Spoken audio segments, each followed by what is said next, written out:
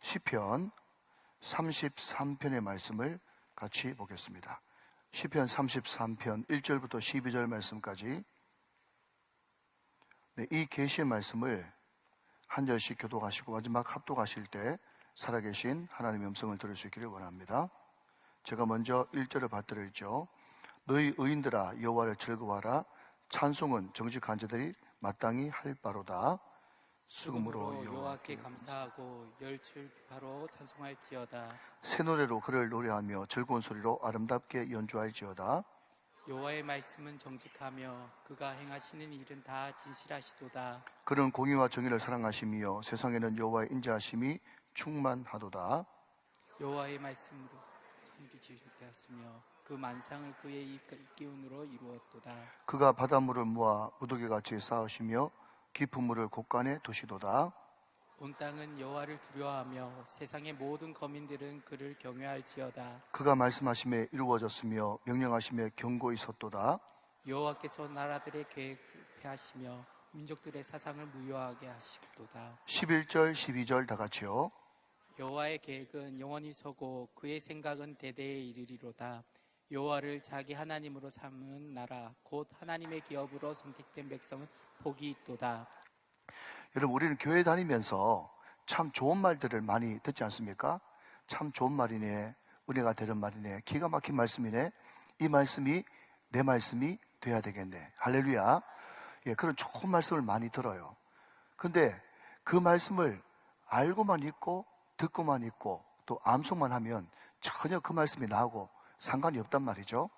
좋은 말씀을 들었으면 그 말씀이 그림의 떡이 아니라 내 삶의 현장에 그대로 이루어져야 되고 그 말씀의 주인공이 내가 돼야 된단 말이죠. 여러분, 우리는 지난 시간에 필립스 브룩스라고 하는 D.L. 무디 목사님과 같은 시대 때 활약했던 귀한 목사님의 메시지를 들었습니다. 능력에 맞는 일을 구하지 말고 일에 맞는, 사명과 비전에 맞는 능력을 구하라. 참 좋은 말인데, 그러면 이것이 나의 말씀이 되고 현실이 되기 위해서는 어떤 자세와 태도가 필요한가? 자, 잠깐만 복습해보죠. 지난주에 세 가지를 말씀드렸습니다. 첫 번째는요, 언약궤가 모든 것의 중심이 되어야 된다 하는 것입니다. 우리는 항상 바깥 울타리를 그리고 문을 그리고 또 번제단, 물두멍 안으로 들어가서 등잔대, 떡상, 또 분향단, 그 다음에 지성소와 언약궤, 이 순서대로 그림을 그리지만 하나님의 순서는 항상 언약궤가 중심이다 그랬습니다. 언약궤는 뭐죠? 하나님이고 하나님의 말씀이고 하나님의 임재다는 것입니다. 그래서 우리가 정말 비전과 꿈에 맞는 그런 능력을 구하는 강기축의 주인공이 되기 위해서는 항상 하나님, 언약궤, 이것이 내 마음 가장 소중한 곳에 딱 중심에 자리 잡고 있어야만 우리는 승리하는 삶을 살아갈 수가 있다. 할렐루야. 그렇게 말씀을 드렸습니다. 자, 두 번째는요, 언약궤는 조각목으로 만들어졌다 그랬습니다. 팔레스타인 지방에 흔하디 흔인 천지로 깔린 것이 조각목, 아카시아 시띠 나무입니다. 귀한 나무가 아닙니다. 그러나 그럼에도 불구하고 거기에 예수 그리스도를 상징하는 금을 입히니 또 그 위에 쉐키나 하나님의 영광이 임하니 많은 성물들 가운데 가장 거룩하고 가장 존귀한 성물이 되었다 하는 거죠. 사랑하는 여러분, 우리도 조각목입니다. 보잘것없습니다. 그러나 우리가 예수 그리스도로 옷 입고 쉐키나 우리 가운데, 우리 마음 가운데 하나님의 영광이 임하게 되면 우리는 존귀한 하나님의 사람으로 강기축의 주인공으로 쓰임받을 수가 있다. 믿으시면 아멘 하시기 바랍니다. 여러분, 세 번째는 부살렐이라고 하는 단어라고 그랬습니다. 이 언약궤의 내용이 출애굽기 25장, 출애굽기 37장 글자 토시 하나 안 틀리게 데칼코마니처럼 똑같이 나와 있는데 유일하게 틀린 단어는 거기에 부살렐이라고 하는 단어가 있단 말이죠. 여러분, 하나님의 말씀, 그 말씀은 하나님의 약속, 언약인데 그 말씀을 알고만 있지 말고 듣고만 있지 말고 암송만 하지 말고 그 언약의 말씀을 이루어드리는 부살렐과 같은 사람이 바로 내가 돼야 되겠다. 여러분, 그러기 위해서는 어떻게 해야 됩니까? 언덕을 떠나서 창파의 배를 띄워야 되는 것이죠. 창파 뭡니까?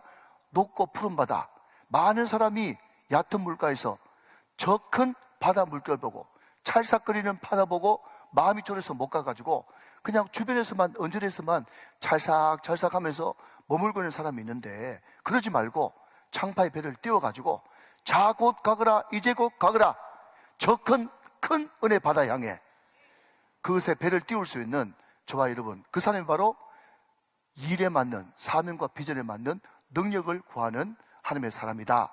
믿으시면 아멘.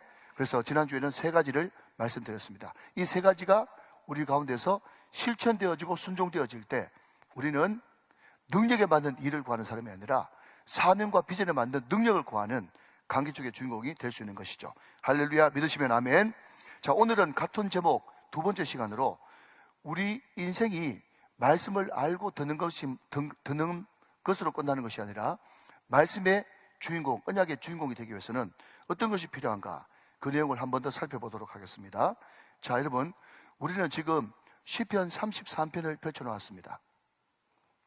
제가 새벽마다 제 설교 시간에는요, 시편을 계속 묵상하고 있고, 또 내일부터 시작하는 다음 세대를 향한 또 개학맞이 특세에서는 시편 말씀을 계속 묵상하게 될 텐데, 시편은 총 5권으로 나눠져 있다, 그렇게 말씀을 드렸습니다. 그 중에 제 1권이 시편 1편부터 41편까지가 제 1권이에요. 그런데 그 제 1권의 주제가 뭔가 하면요, 참된 복입니다. 참된 복. 복 있는 사람은, 항상 여러분 성경은 맨 앞장에 나와 있는 것이 가장 큰 주제 아니겠어요? 복 있는 사람은, 그렇게 시작함으로써 참된 복이 무엇인가, 그에 대해서 시편 1권은 쭉 기록하고 있는데, 참된 복이 무엇입니까? 그것은 여호와께 피하는 자다. 여호와 하나님을 나의 피난처로 삼는 사람, 그 사람은 참으로 복된 사람이고, 성경은 그 사람을 의인이라고 부르고 정직한 자라고 부른다는 거예요. 자, 그런데 여러분, 특별히 오늘 우리가 읽고 있고 펼쳐놓은 이 시편 34편은요, 독특한 특성 두 가지가 있습니다. 하나는 뭔가 하면요, 표제가 없다는 거예요. 표제가 없다. 자, 여러분 33장 1절 한번 보세요. 그 위에 뭐 있나요? 없습니다. 표제가 없다. 이게 특징입니다.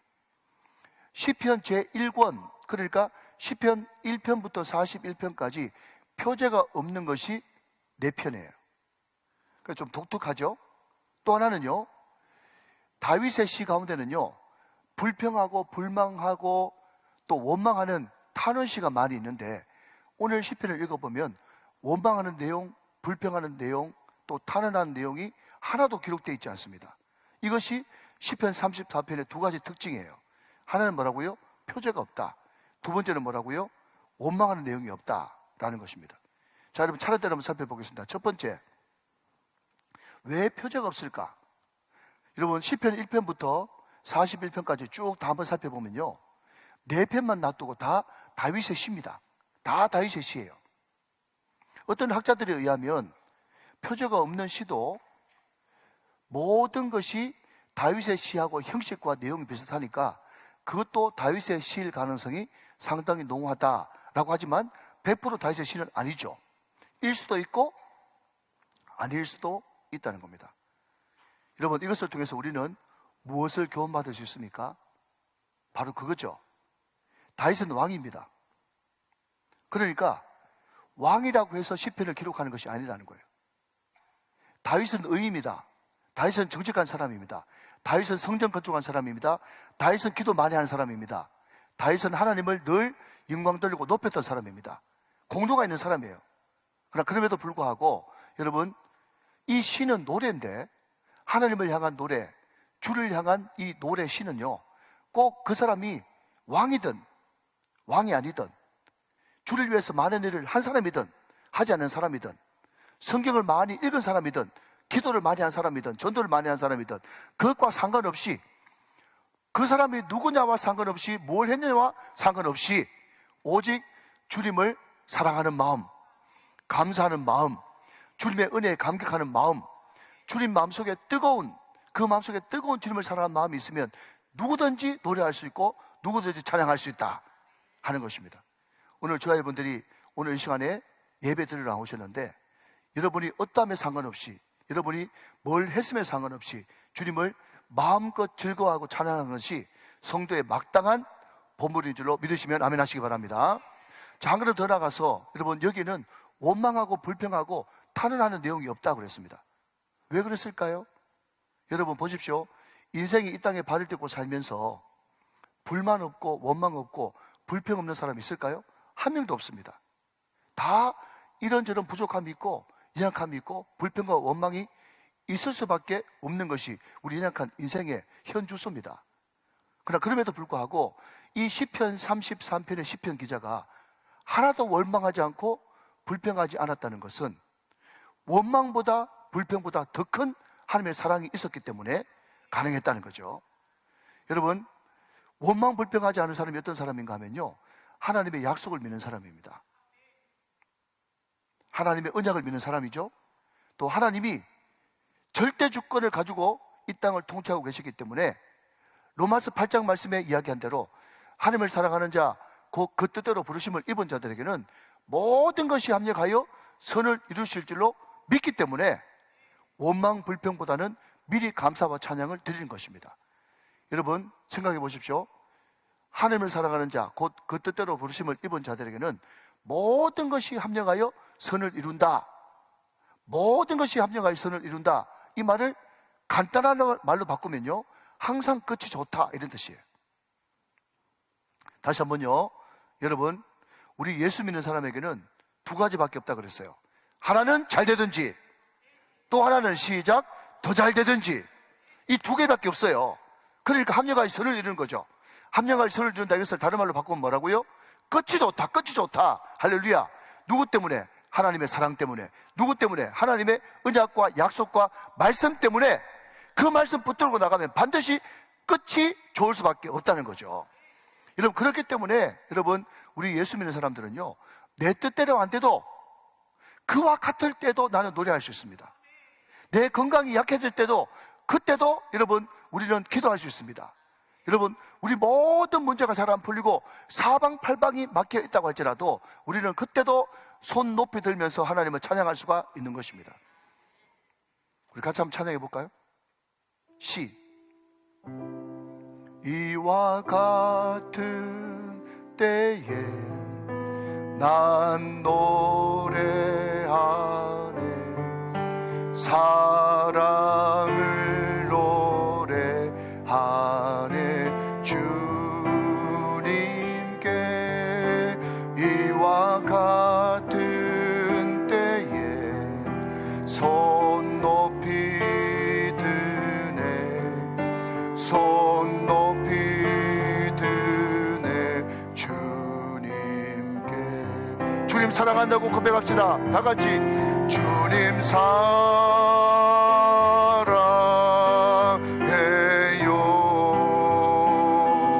사랑합니다. 주님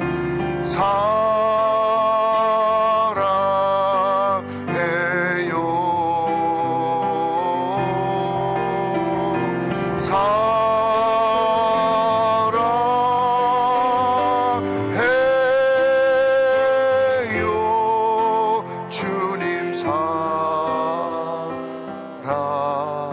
사랑해요. 할렐루야. 내 뜻대로 안 돼도, 건강이 약해도, 자식들이 속을 썩여도, 모든 사방팔방이 다 막혀 있다고 할지라도, 그와 같을 때라도 난 노래할 수 있고, 그와 같을 때라도 난 찬송할 수 있고, 그와 같을 때라도 여러분 기도할 수 있고, 그와 같을 때라도 손 높이 들 수 있단 말이죠. 왜요? 끝은 좋을 거니까. 하나님은 반드시 합력하여 선을 이루시는 분이니까 그렇다는 거죠. 믿으시면 아멘. 자, 여러분, 이런 긍정적인 마음을 가지고 말씀을 한번 받아보도록 하겠습니다. 자, 본문 1절 말씀 같이 읽겠습니다. 1절 말씀이에요. 너희 의인들아 여호와를 즐거워하라. 시작. 찬송은 정직한 자들이 마땅히 할 바로라. 그랬습니다. 자, 여러분, 여기에 의인이 등장하네요. 또한 정직한 자가 등장합니다. 자, 여러분, 제가 좀 전에도 말씀드린 것 같이 성경은 죄가 하나도 없는 사람, 절대 무음한 사람, 이 사람들을 의인이라고 부르지 않습니다. 성경이 이야기하는 의인은 누구죠? 죽게 피하는 자예요. 여호와 하나님을 내 피난처로 삼는 자, 이 사람을 의인이라고 부른다는 거예요. 자, 여러분, 여기에 정직한 자가 또 등장하는데, 여러분 그거 아십니까? 글 쓰는 사람들은요, 똑같은 단어를 한 문장에 2번 반복하면 글이 촌스럽습니다. 무슨 이야기인가 하면, 여기 의인과 정직한 자는 같은 의미인데 다른 단어를 쓴 거예요. 여러분, 정직한 자가 누구냐? 여러분, 반듯한 사람, 무음한 사람, 무결절한 사람, 그 사람이 정직한 사람입니까? 물론 그런 것도 있겠죠. 그렇지만 잘 들으십시오, 여러분. 성경이 말하는 정직한 자는 3가지예요. 첫 번째, 하나님을 인정하는 자. 믿으십니까? 내가 정말 인간으로서 정직하다면 신존재, 하나님을 인정할 수밖에 없는 거죠. 그 사람이 정직한 자예요. 2번째는요, 정직한 자가 어떤 자인가 하면 내가 죄인이라는 것을 인정하면서 회개하는 자가 정직한 자예요. 3번째 정직한 자는 어떤 자인가 하면요, 내가 가지고 있는 이 모든 것들이 하나님께로부터 왔다는 것을 인정하면서 감사할 줄 아는 사람이에요. 이 사람이 정직한 자란 말이죠. 그러니까 여러분, 성경은 의인이라고 하는 단어도 정직한 자라고 하는 단어도 다 하나님과 연관되어 있는 단어지 도덕과 윤리 기준으로 정직한 자, 의인이 아니라는 거예요. 여러분, 너무 중요하기 때문에 한 번 더 이야기합니다. 성경이 이야기하는 정직한 자는 누구라고 해요? 첫 번째, 하나님이 있다고 인정하는 자. 2번째는요, 내 죄가 있다고 인정하고 회개하는 자. 3번째는요, 이 모든 것이 하나님께로부터 왔다는 것을 인정하고 감사 찬양할 줄 아는 자. 이 사람이 정직한 자예요. 자, 그런데 여러분, 내가 하나님께 피하는 의인이고 내가 주님 앞에 정직한 자이면 마땅히 해야 되는 것은 뭔가 하면, 오늘 보면 1절 다시 한번 보시면요, 너희 의인들아 여호와를 즐거워하라. 찬송은 정직한 자들의 마땅한 할 바로다 그랬습니다. 자, 여러분, 여기 보니까 제가 방금 뭘 강조했습니까? 여호와를 찬송하고 여호와를 즐거워하는 것이에요. 이게 굉장히 중요합니다. 이게 무슨 말인가 하면요, 제가 왜 여호와를 즐거워하는 것이 의인과 정직한 자의 마땅히 해야 될 바라고 이야기하는가 하면요, 자, 여러분, 어떤 사람은 즐거워하고 찬송하는데 무엇 때문에 즐거워하고 찬송하는가 봤더니 여호와께서 주시는 부스러기 때문에 즐거워하고 찬송하는 사람들도 있단 말이죠. 그런데 우리 의인들과 정직한 자는 누구를 즐거워해야 된다고요? 여호와를, 여호와 자체를, 그분만을 즐거워하고 찬송하는 것이 마땅한 본분이다, 그렇게 말씀하고 있다는 거죠. 여러분, 우리가 자주 이런 예화를 들었지 않습니까? 어떤 아빠가 해외 출장을 갔는데 정말 너무 그 일에 경무에 시달렸어요. 그런데 이 아빠가 이제 귀국을 하는데 우리 아들이 보고 싶다, 우리 딸이 보고 싶다 해가지고요, 반드시 들리는 것이 면세점 아닙니까? 아빠가 외국에 출장 간다 그러니까 아들이 아빠 이 장난감 사와, 이 장난감 사와, 그렇게 이야기했는데 그냥 일 열심히 할 때는 몰랐어요. 그런데 막상 비행기 탈라 그러니까 장난감 하면서 시간이 10분도 채 안 남았는데 그 장난감을 찾으러 막, 그 공항이 얼마나 멉니까? 막 달리기를 해가지고 말이죠, 땀이 펄펄 나가지고 억지로 그 장난감을 골라가지고 이제 손에 들고 옵니다. 아들 만날 생각에, 그 장난감을 선물로 줄 생각에 얼마나 아빠가 기대가 되고 기쁩니까? 아빠 왔다 하면서 문을 여니까 아들이 와 하면서 나와가지고는 내 장난감 하면서 비닐봉지만 탁 채가지고 자기 방에 딱 들어가 버리면 여러분, 그 아빠가 얼마나 기가 막히겠어요. 여러분, 그 아이는 아빠 자체를 즐거워하는 게 아니라 아빠 손에 들려있는 장난감, 여자아이 같으면 바비 인형, 거기에만 집중되어 있는 거죠. 여러분, 제 이야기는 절대로 아니라는 것을 국민 여러분들이 꼭 알아주길 바라고, 여러분, 이제 애들이 사춘기가 좀 지나고 또 남자친구, 여자친구가 생기면 용돈이 필요하지 않습니까? 근데 평소 때 아빠한테 전혀 관심 없는 애들이 말이죠, 성큼성큼 다가오더니 아들은 말이죠, 아빠보다 더 굵은 목소리로 아빠 하면서 벌써 이제 목소리에 이제 바다가 이제 묻어나는 겁니다. 그리고 딸에는 말이죠, 코에 힘을 주고는 아빠, 아빠 그렇게 이야기하는데 그 이야기를 듣자마자 속이 굉장히 시끄러운 거예요. 이놈들이 또 뭔가 또 타내려고 이렇게 찾아왔구나. 여러분, 아빠는 다 안다는 거예요. 여러분 오늘 성경 말씀은 말이죠. 여호와께로부터 나오는 기쁨, 은혜, 축복, 돈, 무슨 부스러기 그것만 가지고 기뻐하지 말고 즐거워하지 말고 여호와 자체를 즐거워하고 찬송하라고 그렇게 말씀을 하고 있다는 거죠. 이게 여러분 얼마나 중요합니까? 그래서 우리 하나님도 하나님 자체를 즐거워하기를 원하시는 거죠. 하박국 3장 말씀에 보면 하박국 선지자가 이렇게 고백하고 있지 않습니까? 뭐라고요? 무화과 나무 잎이 마르고 포도 열매가 없고 감람나무 열매 거치고 논밭에 식물이 없어도 우리의 양떼가 없고 외양간 송아지가 없다고 할지라도 뭐라고 고백하는 겁니까? 그 다음 뭐죠? 난 여호와로 즐거워하리. 난 여호와로 즐거워하리. 구원의 하나님을 인하여서 내가 기뻐하리로다. 그렇게 하박국 선지자가 고백하는 것처럼 여호와 자체를 즐거워하고 기뻐하는 것을 하나님이 원하신다는 겁니다. 오늘 저와 여러분들이 여러분 여호와께로부터 떨어지는 무슨 콩고물을 기대하지 말고 여호와 자체를 즐거워할 수 있는 저와 여러분 다 되시기를 주님의 이름으로 축원합니다. 제가 여러분 누구 설교를 듣는데 명성교회를 담임하셨던 김삼환 목사님이 한 번은 미국과 캐나다에 걸쳐 있는 나이아가라 폭포에 이제 집회를 갔다는 거예요. 그래서 좋은 호텔에서 여러분 새벽에 문을 쫙 여는데 말이죠. 예, 괜찮습니다. 띄워주십시오. 한 번 더 띄워주세요. 예, 저 웅장한 것이 말이죠. 소리를 내면서 막 폭포가 떨어지는데 가슴이 벌렁벌렁하면서 주님의 높고 위대하심 참 대단하구나, 장관이구나 이렇게 생각했다는 거예요. 그런데 그 감격도 잠시. 자, 두 번째 그림 한 번 더 띄워주시면 저 멀리 동쪽에서부터 말이죠. 태양이 쫙 떠오르는데 태양이 떠오르니까 옛날 아까 방금 봤던 나이아가라하고는 완전 다른 또 다른 폭포가 등장하는데 물 전체가 붉게 막 타오르면서 말이죠. 태양이 떠오르니까 호수 전체에 하늘 끝까지 무지개가 확 사로잡혀가지고 너무 끝내주더라는 거예요. 같이 한번 갑시다. 네, 같이 한번 가면 좋겠어요. 네, 제가 미국 가보니까 좋대. 네, 아무튼 여러분 물 전체가 붉게 변하면서 막 하늘에 막 구름이 떠 있는데 무지개가 떠 있는데 기가 막히더라는 거예요. 근데 그 순간 목사님이 어떤 생각을 했는가 하면 야, 하나님이 만드신 나이아가라, 하나님이 만드신 저 태양, 하나님이 만드신 그 두 가지가 저렇게 콜라보가 돼도 저렇게 가슴이 벌렁벌렁하게 입이 쫙 벌어지는 경관이 펼쳐지는데 그 만드신 하나님을 직접 볼 때 내가 어떻게 되겠냐 말이죠. 사랑하는 여러분, 하나님을 직접 볼 때 우리는 완전히 우리 영혼이 뒤집어지고 새롭게 되어지는 역사가 나타나지 않겠습니까? 사랑하는 여러분, 하나님이 주신 것, 하나님이 만드신 것만 가지고 경탄하고 감사하지 말고 여호와 자체를 즐거워하시는 여러분 되시기를 주 예수 그리스도의 이름으로 축원합니다. 여러분 오늘 본문에 보면요, 전혀 다른 뜻을 가진 상반된 단어가 등장합니다. 우리가 시간이 없어서 읽지는 않겠지만 5절 말씀에 보면 거기에 어떤 단어가 등장하면 공의와 정의가 등장하고 인자가 등장해요. 여러분 공의와 정의는 딱딱한 것 아닙니까? 인자 해서되는 사람과 붙는 것 아닙니까?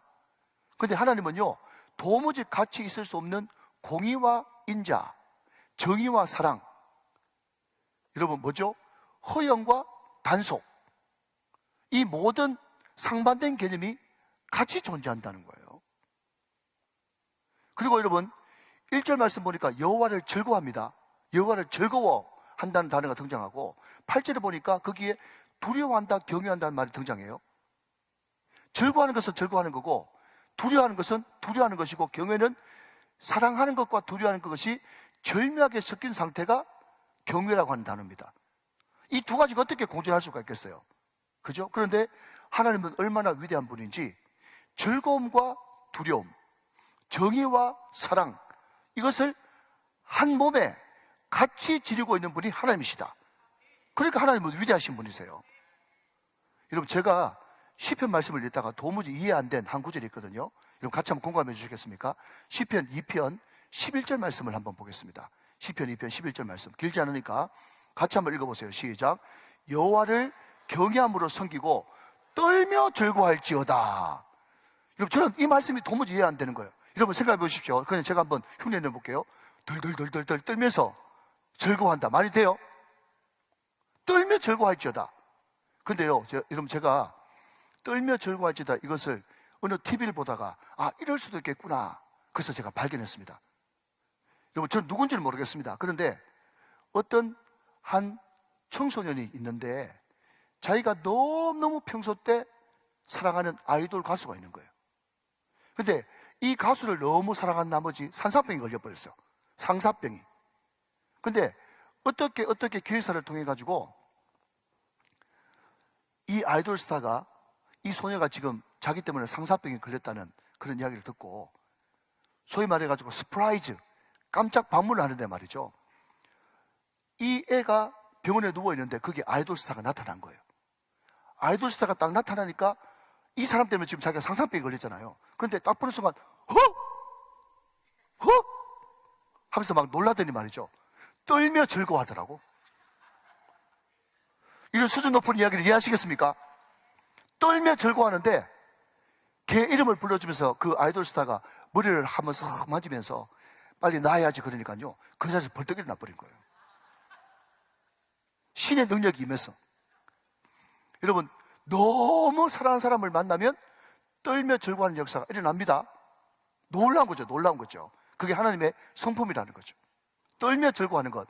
도무지 같이 공존할 수 없는데 같이 공존하는 사랑과 정의, 즐거움과 두려움, 사랑과 두려움, 경외. 이분이 하나님입니다. 그 놀라우신 하나님 여호와를 그 자체로 즐거워하고 찬양할지어다. 그렇게 말씀하고 있다는 거죠. 자, 여러분, 한 걸음 더 나가서 오늘 시편 기자는요, 손에 있는 악기를 들고 찬양하라. 그렇게 이야기하고 있습니다. 2절 말씀 같이 한번 보실까요? 2절. 수금으로 여호와께 감사하고 10줄 비파로 찬송할지어다. 그랬습니다.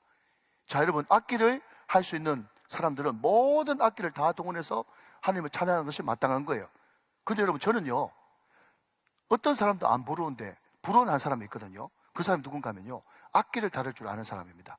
저는 어릴 때 늘 작은 집, 큰 집 다니면서 할머니들하고 밤 구워 먹고 그때 할머니들하고 신방하고 했기 때문에 악기를 못 배웠어요. 그런데 교회를 다녀보니까 우리 친구들이 다 어릴 때부터 장로님 아들, 목사님 아들 그런 애들은 말이죠. 다 탁구도 잘 치고 풍금도 잘 치고 또 기타도 잘 치고 또 노래도 잘하더라고. 그게 너무너무 부러웠거든요. 자, 그러면 여러분 각설하고, 아니 하나님, 그러면 나는 할 줄 알면 비파와 수금으로 찬양하고 싶은데 나는 악기 못 다루는데 어떡할까요? 그렇게 물을 수도 있겠죠. 그죠? 그렇게 물을 수도 있단 말이죠.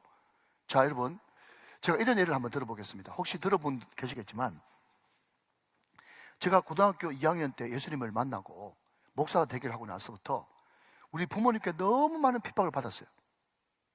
그전에는 귀남이었는데 그 뒤에는 예수 믿고 나서는 완전 집안에서 천덕꾸러기가 됐어요. 집안에서 정말 부끄러운 사람이 됐거든요. 용돈을 딱 끌어버리고 돈을 안 주는 거예요. 그러니까 하루는 주머니에 손을 넣어보니까 옛날에는 동전으로 된 토큰이 있었거든. 근데 그 토큰이 하나밖에 없는 거예요. 지금 학원 가야 되는데. 그래서 1시간 넘는 길을 갈 때는 걸어가고 올 때는 버스를 타고는 그런 기가 막힌 어려운 시절, 너무너무 어려운 시절이 저한테 있었거든요. 그런데 여러분, 제수 가방, 그 무거운 가방을 들고 1시간 걸어가는데 얼마나 서럽습니까? 옛날에 그렇게 잘 나가던 친구가 말이죠.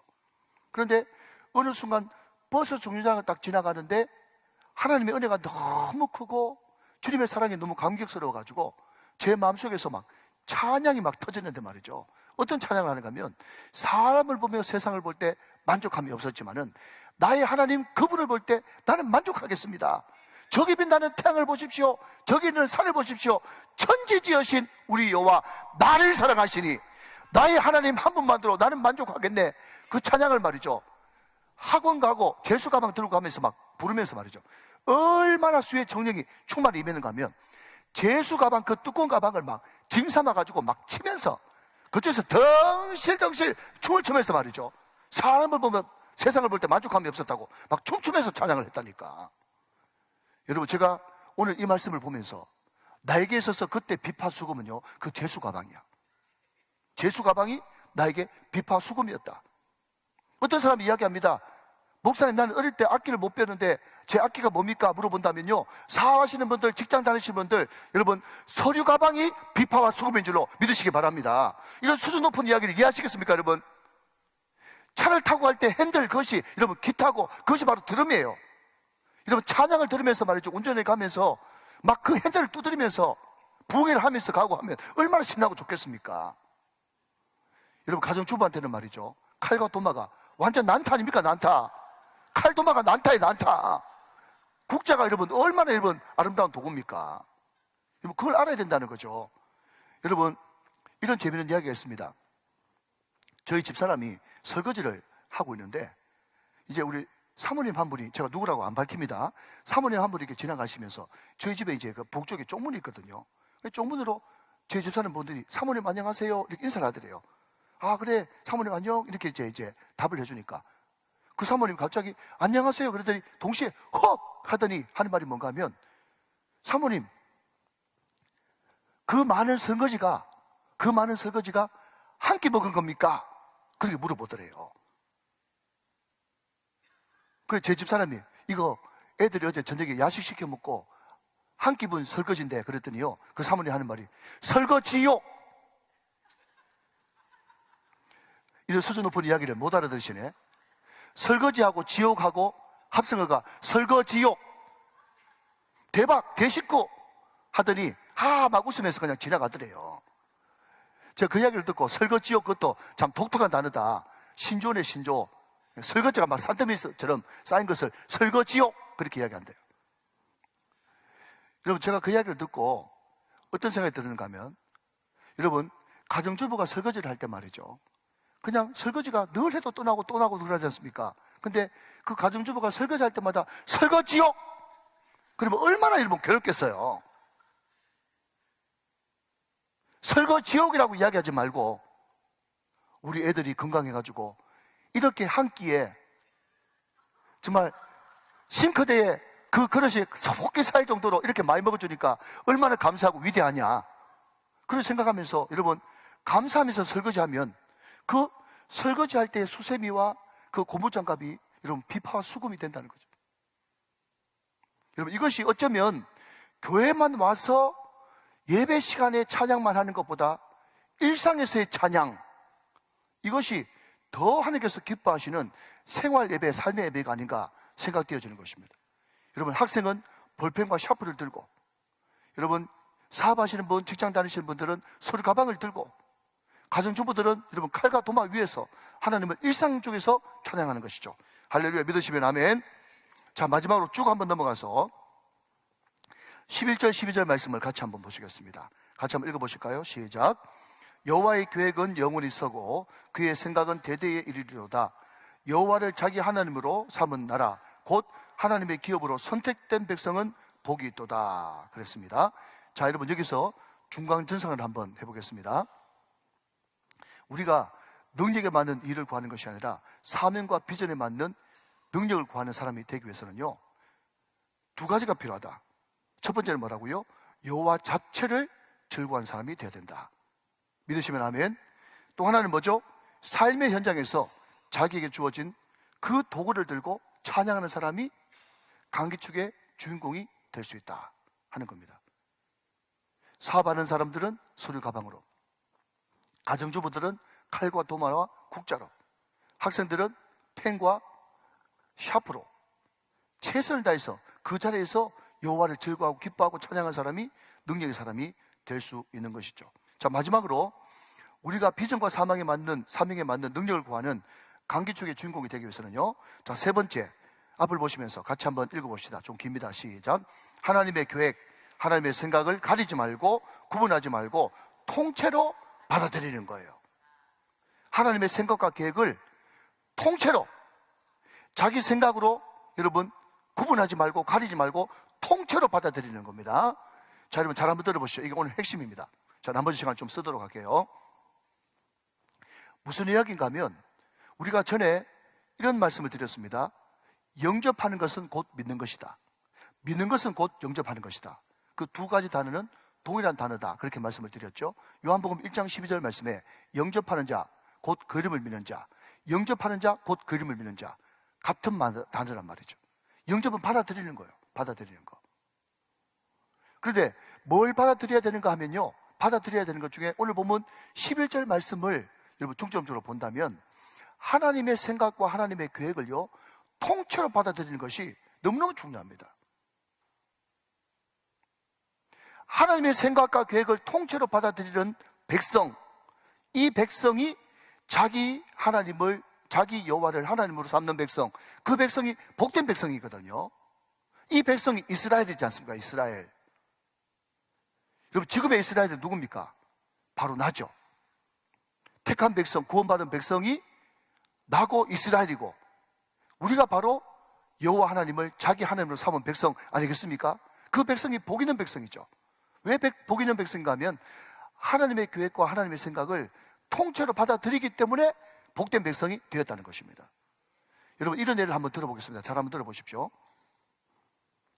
저는 교회를 참 사랑합니다. 아멘.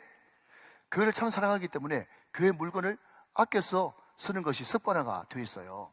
그래서 여러분들은 화장실에 가가지고 손을 씻고 나가지고 휴지를 착착착착 뽑을 줄 모르겠는데 저는 한 장만 뽑아가지고 한 장 뽑기 전에 손 5번 털고 휴지 한 장 가지고 제가 딱 이렇게 닦고 휴지통에 딱 버리거든요. 그처럼 교회를 사랑하니까 교회 물건을 아껴 쓰겠죠. 그러니까 여러분, 교회에서 A4지를 이렇게 사줍니다. 그리고 여러 보고서가 많이 올라오기 때문에 여러 보고서 가운데 이면지가 많이 있어요. 이면지. 자, 잘 들어보십시오. 이면지를 프린터기에 넣으면 제 프린터기 경우에는 글자가 보이는 이미 한 면을 썼는 그 면을 위로 올려야 돌 때 뒤로 돌아가지고 이제 또 다른 문서를 찍어낼 수가 있거든요. 이해되시죠? 여기까지. 자, 그런데 이면지를 한꺼번에 프린터기에 넣다 보면 방향을 바꿔서 넣을 때가 있겠죠. 그러면 분명히 인쇄를 했는데 뭐 위에 인쇄했어요? 이미 인쇄되어 있는 그 위에 인쇄가 돼버리니까 여러분, 아무리 한쪽 면이 듬성듬성 있다고 할지라도 인쇄된 그 위에 또 인쇄를 해버리면 그 문서를 잘 볼 수 있어요? 없어요? 없단 말이죠. 자, 그게 중요한 말입니다. 잘 들으십시오.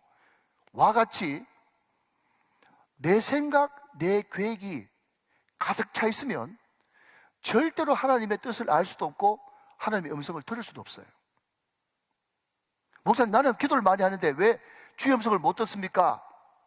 라고 이야기하는 분이 계신데, 주의 음성을 못 듣는 것이 아니라 여러분의 생각과 계획이 포맷이 안 됐기 때문에 주의 음성을 못 듣는 거예요. 이 하나님 말씀부터 시작해가지고 주님께서 얼마나 지금도 말씀하고 계시는데 그 수많은 말씀을 못 듣고 주의 음성을 한 번도 경험하지 못했다는 것은 내 생각과 내 계획이 꽉 차 있기 때문에 그것을 못 듣는 것입니다. 여러분, 그래서 내 생각과 내 계획을 일단 내려놔야 된다는 것이죠. 여러분, 제가 오늘 이 말씀을 언제 묵상했는가 하면요, 제가 몇몇 목사님들과 일본 선교를 갔을 때 며칠 전에 이 말씀을 묵상했거든요. 근데 이 말씀을 묵상하는데 10절 말씀이 딱 걸리는 거예요, 저한테. 자, 여러분 10절 말씀 한번 보시겠습니까? 10절 말씀. 자, 같이 한번 읽어보세요. 마지막으로 시작. 여호와께서 나라들의 계획을 폐하시며 민족들의 사상을 무효하게 하시도다. 이 말씀을 읽는데 이 말씀이 주의 음성으로 들리는 거예요. 왜 이 말씀이 주의 음성으로 들리는가 하면 그때 한참 울산시에서 동구 대항암 쪽에 불상이 그냥 시간마다 올라가고 내려가는 그 계획을 세우고 있다는 것을 제가 한참 들을 때거든요. 근데 이 말씀을 딱 읽는 순간 주님께서 어떻게 저한테 말씀하시는가 하면 나라들마다 지역들마다 지도자들마다 다 자기 생각과 자기 계획과 사상이 있다는 말이죠. 이해되십니까, 여러분? 나라들마다 자기 철학이 있어요. 통치 철학이 있어요. 이데올로기가 있어요. 계획이 있어요. 생각이 있어요. 철학이 있단 말이죠. 그런데 우리 하나님은 어떤 하나님인가 하면 우리 하나님은 위대하셔서 자기 생각과 계획에 맞지 않은 어떤 사상과 계획도 그 모든 것들을 철폐하시고 무너뜨리시는 분이 우리 주님이시단 말이죠. 믿으십니까, 여러분? 제가 이 말씀을 딱 읽는 순간 동구 대항암에 불상 떠오르는 것이 시장님 자신의 생각이지 하나님께서 기뻐하신 생각이 아니기 때문에 이것은 반드시 철폐되고 무효화되고 없어지겠구나. 그 믿음이 오는 겁니다. 그게 주의 음성인 것이에요. 사랑하는 여러분, 오해하지 말고 들으시기 바랍니다. 오늘 여기에 계속 등장하는 단어가 여호와의 말씀이에요. 근데 여호와의 말씀을 다른 말로 바꾸면 여호와의 생각과 여호와의 계획 아니겠습니까? 자, 잘 들으셔야 됩니다. 자, 100만 불짜리 나갑니다. 내가 항상 내 생각과 계획을 백지화시키고 하나님의 말씀을 늘 주야로 묵상하면서 그분의 생각과 그분의 계획을 늘 내 마음속에 말씀 충만, 은혜 충만, 기도 충만, 성령 충만으로 채우다 보면 말이죠. 어느 순간 나도 모르게 다 들으셔야 돼요. 허리 펴고 얼굴 펴고 다 들어보세요. 자, 옆에 있는 사람 좀 끼워주세요. 자, 100만 원짜리입니다. 자, 끼워주세요. 자, 우리 중고등부 자 일어나서 허리 펴보세요. 다시 이면지에 여러분 일시할 수 없듯이 백지를 다시 넣고 내 계획과 내 생각을 완전히 포맷시키고 백지로 만들고 하나님의 말씀으로 하나님의 계획과 생각으로 자꾸 내 마음속에 말씀 충만, 은혜 충만, 성령 충만을 채우다 보면 말이죠. 어느 순간 여러분 하면서 어떤 생각이 드는가 하면 이거 내 생각대로 다 되네. 이 내 생각대로 다 되네. 굉장히 위험한 말이죠. 이거 내 생각대로 다 되네. 내 계획한 대로 다 되네. 이런 생각이 들면서 영적 자신감이 확 생기는 거예요. 그런데 나중 보니까 그게 내 생각, 내 계획이 아니라 나는 완전 백지화 만들고 포맷시키고 무엇으로 가득 채웠기 때문에 하나님의 생각과 하나님의 계획으로 가득 채웠기 때문에 결국 말로는 바깥으로 드러나는 것은 내 생각대로 다 되네 였는데 보니까 그 생각이 내 생각과 계획이 아니고 하나님의 생각과 계획이 내 생각과 계획과 일치해 있었기 때문에 내 생각대로 되는 거더란 말이죠. 할렐루야. 여러분, 이게 중요한 것입니다. 이게 중요한 것이에요. 여러분, 대단히 위험하게도 어떤 사람은요, 내가 강청하는 기도를 드려가지고 하나님의 보좌를 움직이겠다. 그래서 책 제목 중에서도 보좌를 움직이는 기도, 이런 책 제목이 있어요. 여러분, 위험천만합니다. 내가 말씀에 흔들려야지 내가 주님의 보좌를 흔들어대면 됩니까? 하나님 어지럽고로.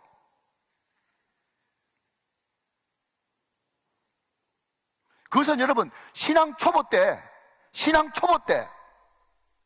하도 답답하니까 하는 행동이고, 신앙이 좀 더 성숙하면요, 내가 주의 보좌를 흔드는 것이 아니라 주의 말씀에 내 모든 생각과 계획이 폐해지고 내가 바뀌어야 되는 것입니다. 사랑하는 여러분, 강청기도라고 하는 명목하에서 하나님과 줄다리기를 하지 마십시오. 줄다리기 그 자체가 여러분 어떤 뜻을 포함하고 있습니까? 하나님 반대편에 서 있다는 거예요. 하나님과 반대편에 서 있으면 안 되고 하나님 편에 서 있어야 됩니다.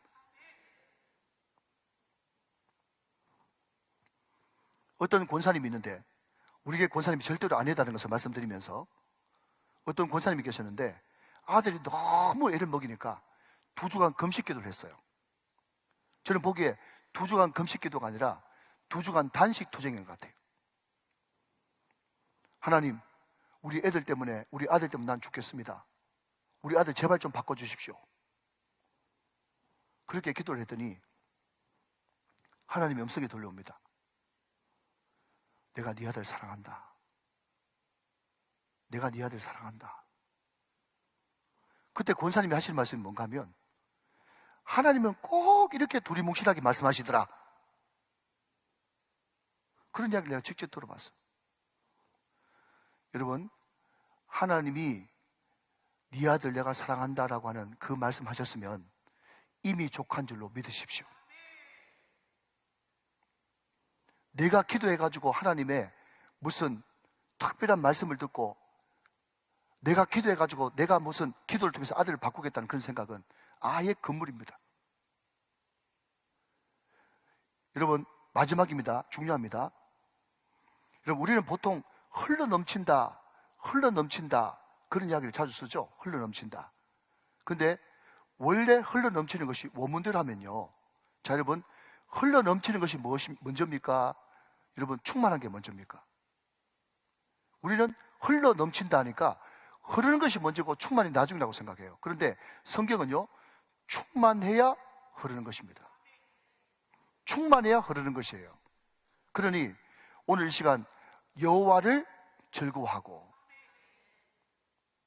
그분의 생각과 그분의 계획을 날마다 내 영혼 속에 내 것은 백지로 만들고 계속해서 말씀 충만, 은혜 충만, 성령 충만을 내 마음속에 갖다 부을 때 비로소 내가 충만해지고 그것이 흘러감으로써 가는 곳마다 하나님의 영향력을 드러내는 사람이 되는 것입니다. 오늘 저와 여러분에게 이 충만하게 흐르는 이 충만함이 저와 여러분 가운데 넘치게 되시기를 주 예수 그리스도의 이름으로 축원합니다. 축복합니다. 축원합니다.